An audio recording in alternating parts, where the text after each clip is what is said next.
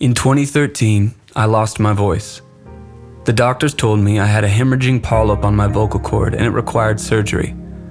I met with the surgeon and she revealed what I was deeply fearful of. She told me that there was a good chance that my voice would never be the same and I had to prepare myself for that possibility. I was then given strict orders to not sing or talk for the next month.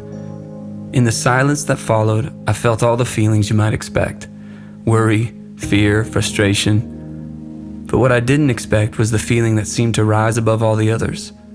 As I searched my heart, I realized that without my voice, I felt worthless.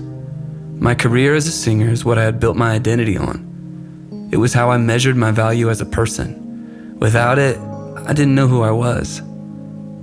Because of the surgery, I had to cancel over 50 events. One of those was a conference called Catalyst West. They asked me if I would write a few words that could be read aloud from stage. I was moved by the request, and as I sat down to write, I got another text from my main contact at the conference. He said, "I wanted to let you know that the theme of the conference this year is identity." The moment I read that word, the room changed. I felt the weight of God's presence in a way I had only experienced a few times in my life. I was undone. Tears filled my eyes. I didn't want to speak or even move. And then a question filled my soul. Who am I? It was as if I could almost hear him. Who am I? The question continued to ring in my mind. In the weight and silence of that moment, my heart replied, "You are my Father." "And what does that make you?" the next question rang.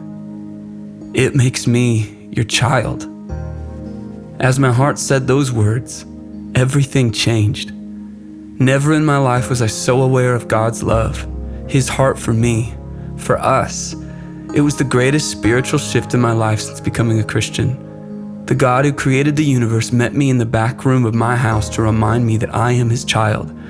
This means He has good plans for me. He's watching out for me, that before any other identity I carry, I am first His son.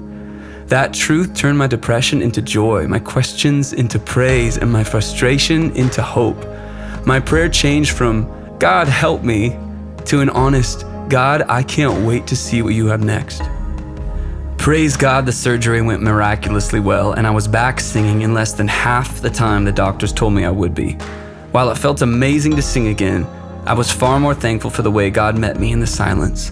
He showed me who I am by revealing to me who He is.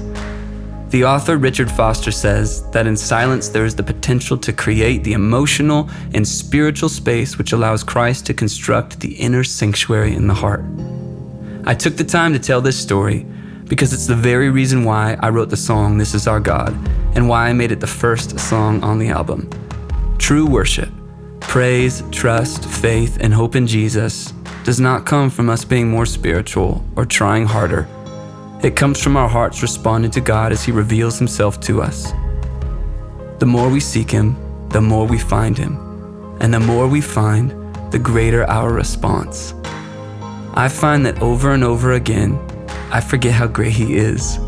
I have learned that I have to intentionally remind myself of His love, grace, power, and promises. That's why this song and the whole album begins with the word, remember. So let us remember all that He has done. Let us remember the cross and the empty grave. Let us remember how He pulled us out of the prisons of our sin and shame and redeemed us into His kingdom. Our identity, life, and joy is found in Him and Him alone. He is faithful even when we are faithless. He is the same yesterday, today, and forever. He is the King over all kings. He is our present Father. He is the Creator of all. He is the spotless Lamb. He is Jesus. This is our God.